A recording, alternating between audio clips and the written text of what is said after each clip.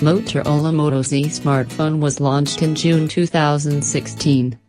The phone comes with a 5.50-inch touchscreen display with a resolution of 1440 pixels by 2560 pixels at a PPI of 535 pixels per inch.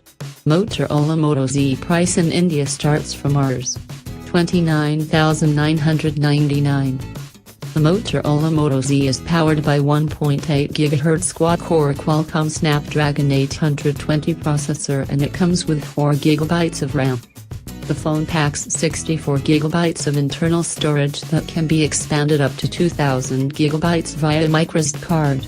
As far as the cameras are concerned, the Motorola Moto Z packs a 13-megapixel primary camera on the rear and a 5-megapixel front shooter for selfies. The Motorola Moto Z runs Android 6.0.1 and is powered by a 2600 mAh non-removable battery. It measures 153.30 by 75.30 by 5.19 height x width x thickness, and weigh 136.00 grams. The Motorola Moto Z is a dual SIM, GSM and GSM, smartphone that accepts nano SIM and nano SIM.